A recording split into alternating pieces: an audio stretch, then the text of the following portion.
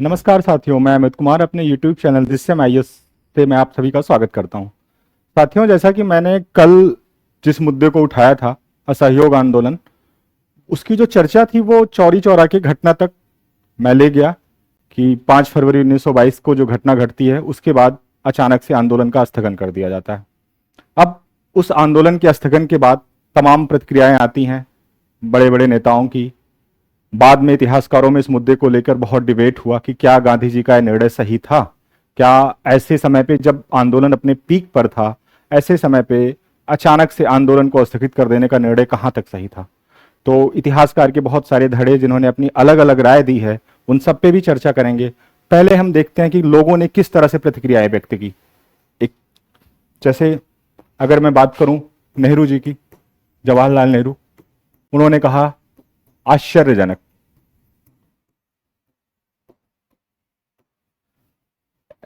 सुभाष चंद्र बोस ने इसे राष्ट्रीय दुर्भाग्य तक बोल दिया।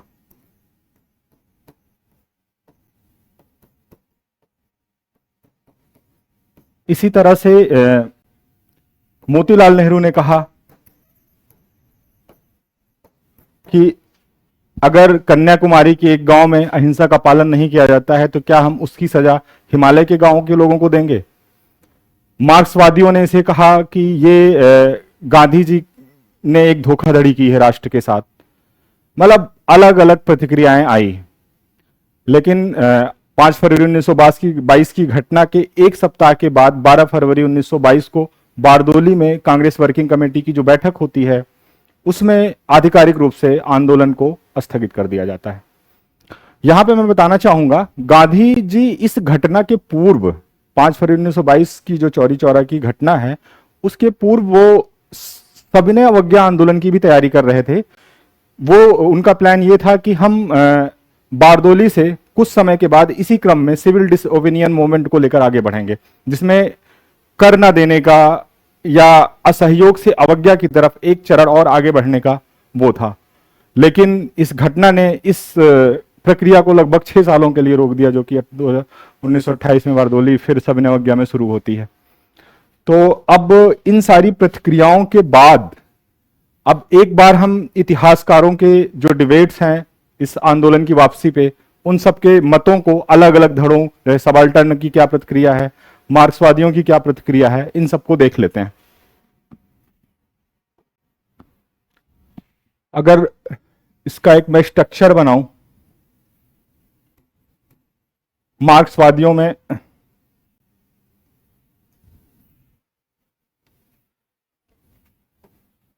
एक धड़ा मार्क्सवादियों का,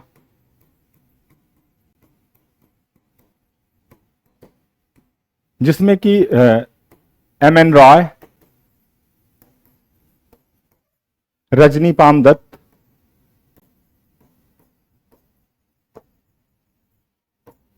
और बिपिन चंद्र भी, हालांकि वो मार्क्सिस्ट ही माने जाते हैं, लेकिन इनका अप्रोच इन सबसे अलग था इस आंदोलन को लेके। इसको भी हम देखेंगे। सबाल्टर्न की क्या राय थी,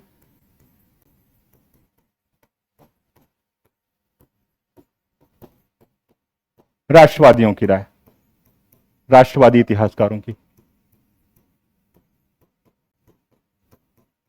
इस आंदोलन की वापसी को लेकर।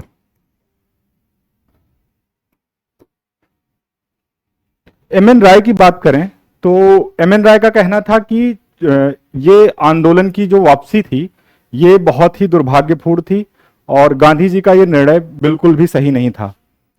उन्होंने इवन एम एन राव और रजनी पाम दत्ता ने गांधी जी पे बुर्जुआवादी होने का आरोप लगाया। मतलब कि उनका कहना था कि आंदोलन अगर इसी तरह से लंबे समय तक खिंचता रहता तो जो पूंजीपति, चूंकि उनका जो उत्पादन था वो बहुत गिर चुका था, बहुत सारे उद्योग बंद हो चुके थे, तो वो अपने उस हानि को बहुत लंबे समय तक नहीं सह सकते थे। गांधी जी ने उनके दबाव में आके आंदोलन को स्थगित किया। मतलब ये आरोप लगाते हैं कि बुर्जुआ के दबाव में गांधी ने, बुर्जुआ वर्ग के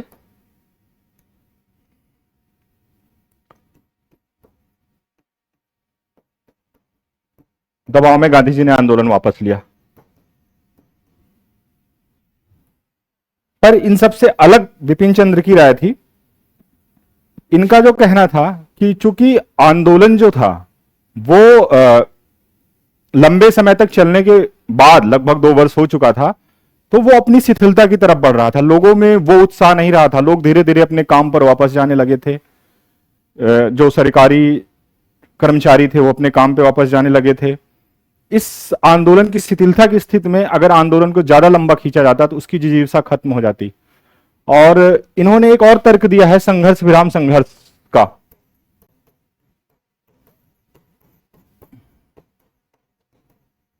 इनका कहना है कि ये गांधी जी के आंदोलन की रणनीति होती थी कि वो अपने आंदोलन को एक सीमा तक ले जाते थे, उसके बाद फिर वो उस आंदोलन को बीच में एक ब्रेक करते थे, रचनात्मक गतिविधियों में अपने आप को आगे लगाते थे, फिर उसके बाद वो नई ऊर्जा के साथ अगले आंदोलन की तरफ बढ़ते थे। जैसा कि हम देख भी सकते हैं कि गांधी जी जब इस आंदोलन के बाद वो लगभग जो बीच का काल है इससे और सविनय अवज्ञा के बीच का काल, इस दौरान वो रचनात्मक गतिविधियों में ज्यादा अपनी भूमिका निभाते हैं, जैसे कि छुआछूत को लेकर छुआछूत का विरोध, चरखा, खादी वस्त्र, इन सबको प्रमोट करना, अस्पृश्यता निवारण, इन सब पे उन्होंने इस दौरान काफी काम किया। तो उनका कहना है कि यह रणनीति का हिस्सा था, इसलिए यह कहना सरासर गलत है कि गांधी जी ने बुर्जुआ वर्ग के हितों को ध्यान में रखकर आंदोलन को वापस लिया। सबाल्टर्न क्या कहते हैं? सबाल्टर्न की राय है कि गांधी जी जो है अपने आंदोलन को कंट्रोल्ड रखते थे। ये मध्य वर्ग, मतलब उनका ये कहना था कि मध्य वर्ग और गांधी जी, चूंकि जो कांग्रेस थी उसमें मध्य वर्ग का नियंत्रण था, गांधी जी और साथ में मिलकर उन्होंने अपनी राय व्यक्त की है, गांधी जी और मध्य वर्ग को साथ में लेते हुए, कि ये आंदोलन को नियंत्रित करके आगे बढ़ते थे। जैसे कि असहयोग आंदोलन या राष्ट्रीय आंदोलन, जो जन आंदोलन होते थे, जन आंदोलन के पहले अनुनय विनय या विधानसभा में भाग लेकर अपनी बातों को रखना, याचना के माध्यम से अपने अधिकारों को, पहले इस पैटर्न पे चलते हैं। उसके बाद अगला चरण होता है जन आंदोलन का, जिसमें असहयोग जैसा राष्ट्रीय आंदोलन। उसके बाद अगला चरण वो बताते हैं कि जैसे जिस नियंत्रित आंदोलन से भी आगे बढ़ जाते हैं। आप देखो जैसे भारत छोड़ो आंदोलन, जिसमें करो या मरो का नारा देते हैं, और वो कहीं ना कहीं उन्होंने लोगों को आंदोलन को एक बार शुरू करने के बाद अपना पूर्ण नियंत्रण हटा लिया था और लोगों में ये मैसेज दिया कि आप आवश्यकता पड़ने पर थोड़ी बहुत हिंसा भी कर सकते हो। तो एक तरह से उन्होंने नियंत्रित होकर एक सीक्वेंस में आंदोलन को बढ़ाया, ऐसा कहना है सबाल्टर्न का। राष्ट्रवादी इतिहासकारों ने ज्यादातर ने गांधी को यहां पे डिफेंड किया है और उन्होंने भी बिपिन चंद्र की ही बात को सिद्ध किया है कि बिपिन चंद्र के जो तर्क हैं कि गांधी जी चूंकि आंदोलन लंबा खींचने के बाद उसमें एक स्थिरता आ जाती थी और उसको बचाए रखने के लिए, लोगों में ऊर्जा बचाए रखने के लिए संघर्ष विराम की रणनीति से आगे बढ़ते हुए वो अपने आंदोलन को आगे ले जाते थे। तो ये हम इतिहासकारों में विभिन्न डिबेट देखते हैं इस मुद्दे पे। परंतु अगर एक यूपीएससी के जो एस्पिरेंट के दृष्टिकोण से भी अगर देखा जाए कि यहां पे हमें गांधी को डिफेंड करना है, और जो कि सच भी है, जो कि गांधी जी को अगर हम इन तीनों अप्रोच से हट के एक अलग अप्रोच से इस मुद्दे पे सोचें, एक अलग दृष्टिकोण से इस आंदोलन की वापसी को, क्योंकि जो गांधी जी का यह आंदोलन था, इसका साधन क्या था? आंदोलन की वापसी जब उन्होंने की, तो अगर हम इनके साधनों की बात करें तो साधन जो था इनका वो अहिंसा और सत्याग्रह था। मतलब इनका साधन जो था अहिंसा और सत्याग्रह था। लक्ष्य क्या था? लक्ष्य था भारत की आजादी और साथ साथ में राष्ट्र का निर्माण, मूल्य आधारित राष्ट्र का निर्माण, मूल्य आधारित राष्ट्र निर्माण। तो अगर हम यहां पे हाइपोथेटिकली ये मान लें, एक बार को मान लें कि जिस वेग से आंदोलन बढ़ रहा था, जनता जिस उत्साह में थी, अगर उसी उत्साह से यह आंदोलन आगे बढ़ता तो हो सकता था कि भारत को आजादी मिल जाती 1922 में ही। लेकिन आप जरा सोचिए कि इस जो आजादी हिंसक मूल्यों पर मिलती, हिंसा के द्वारा मिलती, वो आजादी कितने दिन सस्टेन करती। भारत विविधताओं से भरा देश है, दक्षिण की समस्याएं अलग थी। आप देखेंगे आजादी के बाद भाषाई आधार पर प्रांतों के गठन को लेकर कितने आंदोलन हुए, जिसमें पोट्टवाली श्री रामालू ने इतना लंबा वो अनशन किया और उनमें उनके प्राण तक चले गए। फाइनली भाषाई आधार पर प्रांतों का गठन किया गया। तो अगर ये अहिंसक और सत्याग्रह की संस्कृति, भूख हड़ताल की संस्कृति गांधी जी ने अपने आंदोलनों से डेवलप ना की होती, तो क्या आजादी के बाद हर कोई अपनी मांगों के लिए हिंसक रास्ते अपनाता, बंदूक उठा लेता, तो क्या भारत की एकता अखंडता सुरक्षित रह पाती।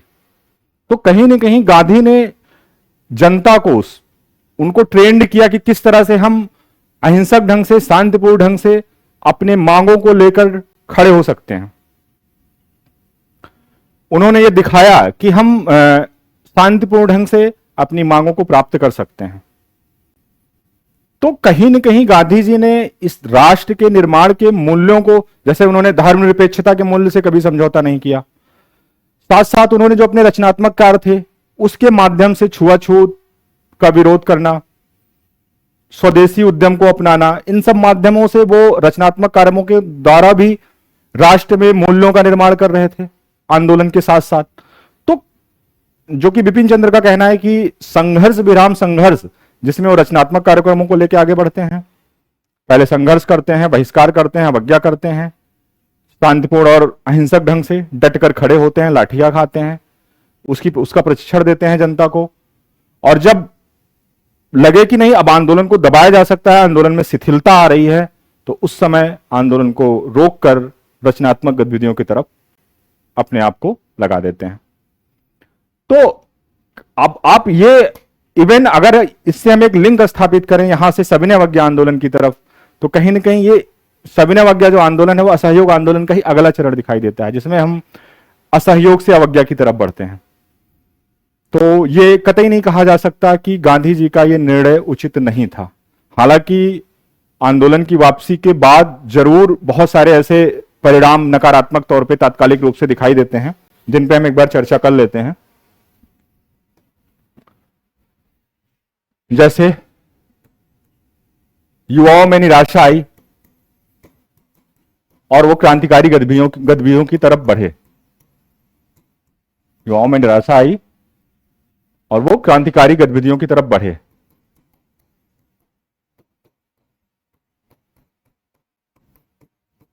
जो कि हिंसक गतिविधियां होती थी।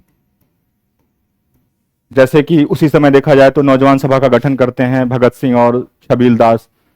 इस दौर के जो क्रांतिकारी नेता थे उसमें चंद्रशेखर आजाद, यशपाल शर्मा, ठीक है, एक पूरी क्रांतिकारियों की धारा निकल के आती है, जो कि कहीं न कहीं देखा जाए तो भगत सिंह ने भी इस आंदोलन में बहुत बढ़ चढ़कर भाग लिया था, परंतु उनमें एक निराशा का भाव आता है और बाद में उससे अलग करके वो दूसरे रास्ते पर बढ़ जाते हैं।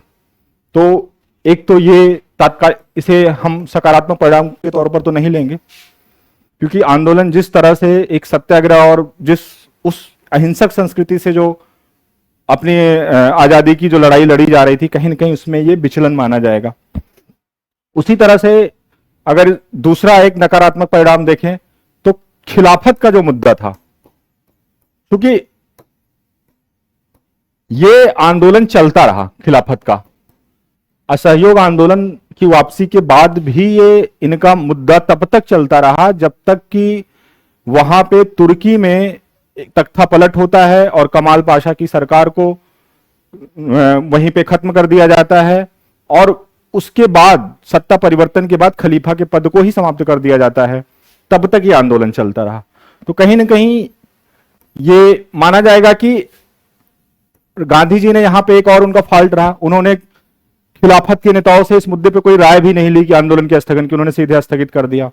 तो इन लोगों को इस बात से ठेस लगी और आगे चल के कहीं ना कहीं उसका सांप्रदायिक इंपैक्ट दिखाई देता है, क्योंकि जन आंदोलन में ऐसे मुद्दों के उठा के धर्म से जोड़ के उन्होंने बहुत सारे आम लोगों की धार्मिक जो संवेदनशीलता थी उसको बढ़ाया, और इसमें जो कंजर्वेटिव जो इनके मुल्ला मौलवी नेता थे, उनको कहीं ना कहीं उनकी शक्ति को, उनके आधार को बढ़ाया, तो ऐसा आरोप लगाया जाता है।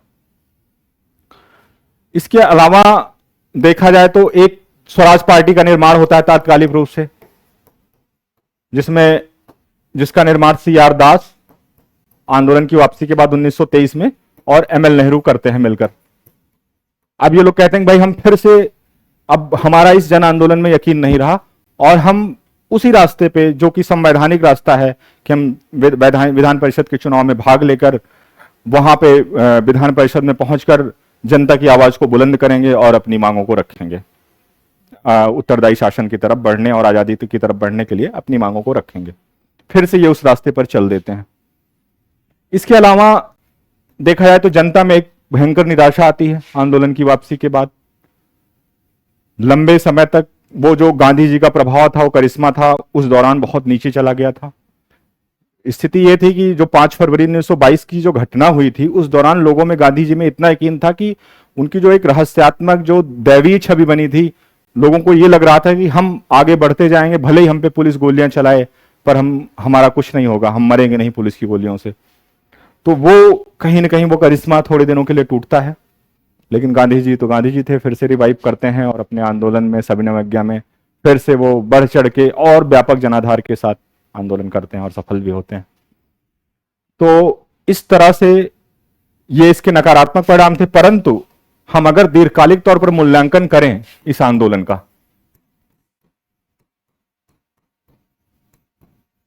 तो इसके बहुत ज्यादा सकारात्मक परिणाम दिखाई देते हैं। जैसे पहला, भले ही आरोप लगता है कि बाद में चल के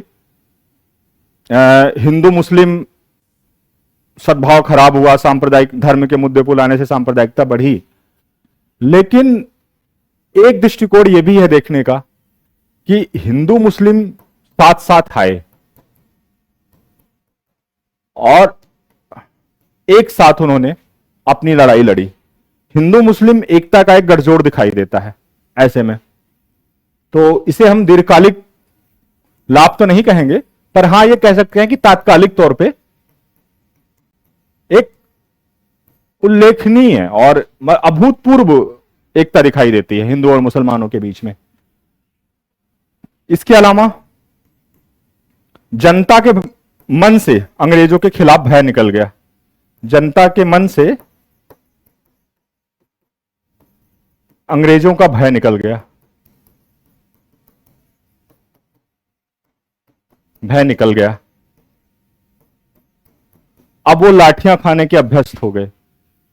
महिलाओं ने व्यापक तौर पे भागीदारी की। पहली बार किसी आंदोलन में महिलाओं की इतनी व्यापक भागीदारी हुई।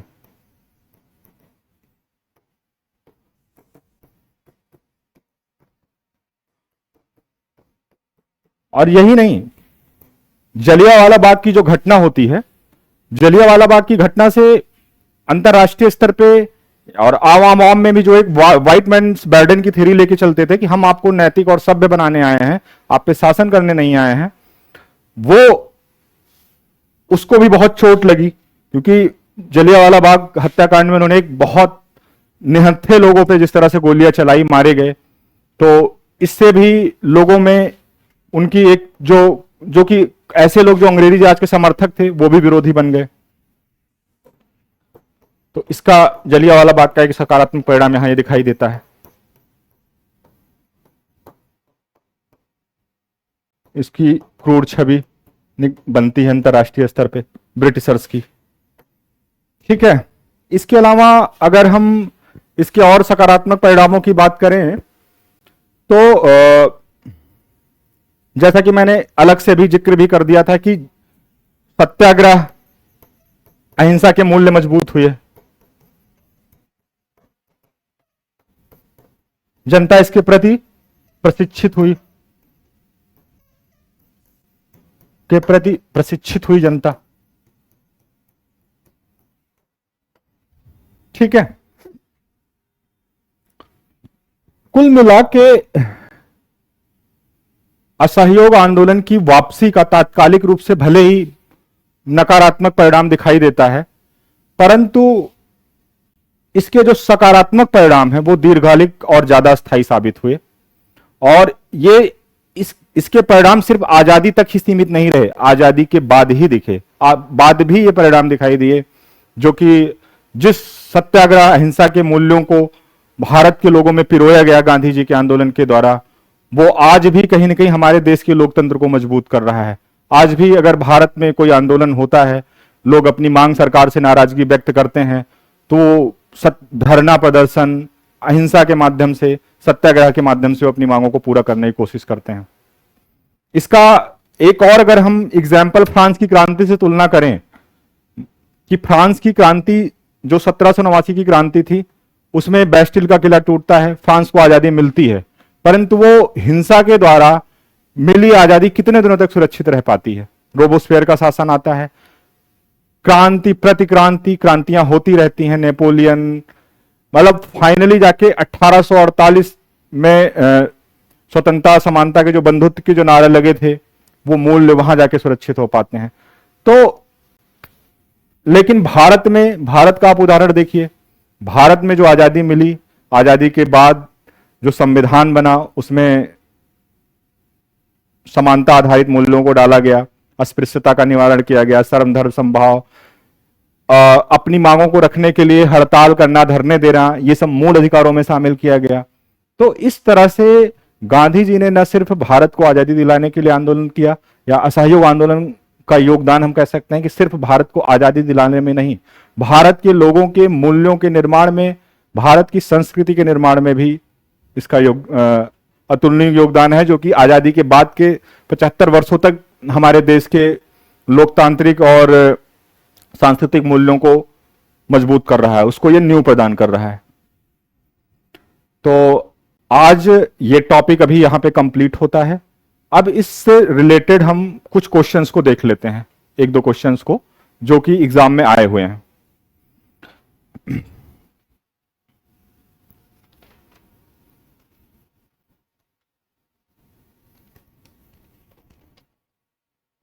जैसे कि 2021 में यूपीएससी में क्वेश्चन आया है, असहयोग आंदोलन और सविनय अवज्ञा आंदोलन के दौरान गांधी जी के रचनात्मक कार्यक्रमों को स्पष्ट करें। मतलब रचनात्मक कार्यक्रमों को स्पष्ट करना है यहां पे।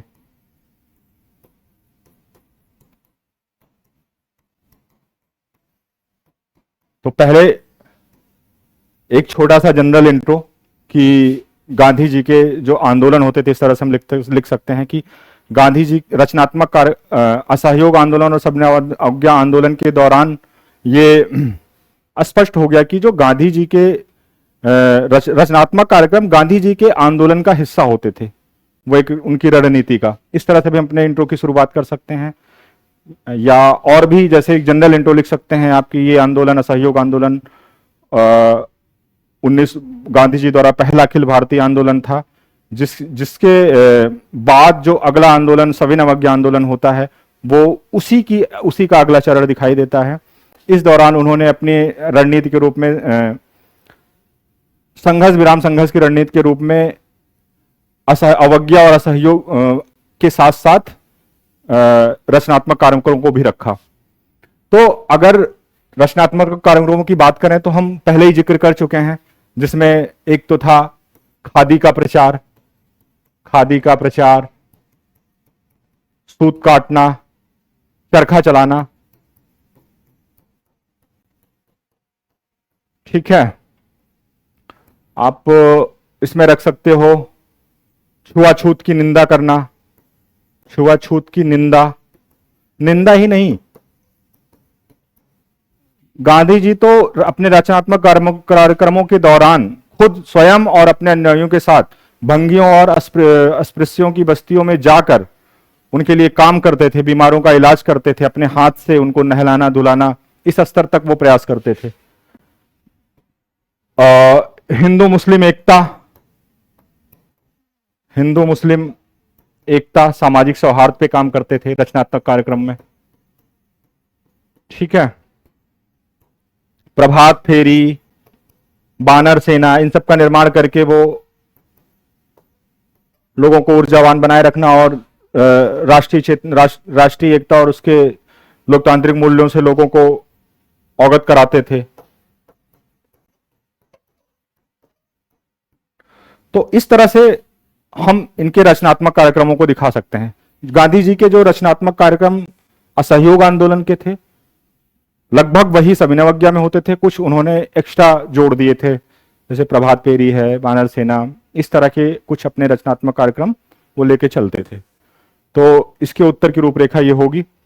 इसके अलावा अगर एक और क्वेश्चन हम देख लेते हैं, लगभग इसका उत्तर तो डिस्कस किया जा चुका है। क्या आप इस बात से सहमत हैं कि असहयोग आंदोलन की वापसी एक राष्ट्रीय विपत्ति थी? जैसा कि मैंने बताया कि ये सुभाष चंद्र बोस का स्टेटमेंट भी था, जिन्होंने आंदोलन की वापसी को राष्ट्रीय दुर्भाग्य या विपत्ति जैसा कहा। तो आप वही बात, उसी डायमेंशन को लेकर चलना है। इसके उत्तर को अगर हम लिखने की शुरुआत करेंगे तो सबसे पहले दिखाएं कि हाँ, तात्कालिक तौर पर तो जरूर लोगों में बहुत निराशा आई, नौजवान क्रांतिकारी गतिविधियों की तरफ मुड़ गए, जनता का एक बहुत बड़ा हिस्सा उनमें बहुत निराशा व्याप्त हो गई और वो गांधी जी की लोकप्रियता घटी। ठीक है, बहुत सारे नेताओं में नाराजगी आई, लोगों की प्रतिक्रिया आप बता सकते हैं, लोगों ने इस तरह से प्रतिक्रियाएं की। परंतु अब वही है, इस आंसर में फाइनली आपको गांधी जी को डिफेंड करना है, यह दिखाना है कि इन सब के बावजूद गांधी जी साधन और साध्य की पवित्रता पर बल देते थे, क्योंकि वो सत्याग्रह और अहिंसा के मूल्यों से समझौता नहीं करते थे। और एक आपको और इसमें पॉइंट दिखाना है कि कहीं ना कहीं गांधी में ये भय भी था, भय तो हम नहीं कहेंगे, मतलब गांधी को कहीं ना कहीं ये अंदेशा भी था कि अगर आंदोलन हिंसक हुआ तो आंदोलन को शक्तिशाली ब्रिटिशर्स की सेना के द्वारा, पुलिस के द्वारा उसका दमन कर दिया जाएगा, क्रूर दमन कर दिया जाएगा। 1857 का स्वतंत्रता संग्राम या उसके पूर्व के आंदोलनों में जैसा दिखाई भी दिया था। तो कहीं ना कहीं आंदोलन को जीवित रखने के लिए, उसकी जिजीविषा को बनाए रखने के लिए, सत्याग्रह अहिंसा जैसे मूल्यों को मजबूत करने के लिए, जनता को इन मूल्यों के प्रति प्रशिक्षित करने के लिए गांधी जी का ये निर्णय राष्ट्र के दूरगामी भविष्य को अगर ध्यान में रखकर देखा जाए तो ये उचित था। हम इसको गलत निर्णय, राष्ट्रीय विपत्ति के तौर पर तो नहीं ही कहेंगे। इस तरह से इसके उत्तर को लिखा जाएगा। तो दोस्तों, आज मैंने इस महत्वपूर्ण टॉपिक को कवर कर दिया, जिसमें सारे आयाम इसके कवर हो गए। अब नेक्स्ट टॉपिक अभी फिलहाल देखते हैं किस टॉपिक पे हम आगे लेके आते हैं अपना वीडियोस, और हमारी सीरीज ऐसे चलती रहेगी। महत्वपूर्ण टॉपिक को भी हम डिस्कस करते रहेंगे। इसके अलावा मेरी कोशिश है कि अभी जो कि यूपी पीसीएस, बिहार पीसीएस, इन सब के प्रीलिम्स के एग्जाम होने वाले हैं, तो उन सब के परीक्षार्थियों के भी ध्यान में रखकर हम एक ऐसी सीक्वेंस में सिलेबस के अकॉर्डिंग शुरू करें इतिहास को, कि उनको लाभ मिले और वो सिलेबस को कंप्लीट कराएं उनके एग्जाम से पहले। धन्यवाद।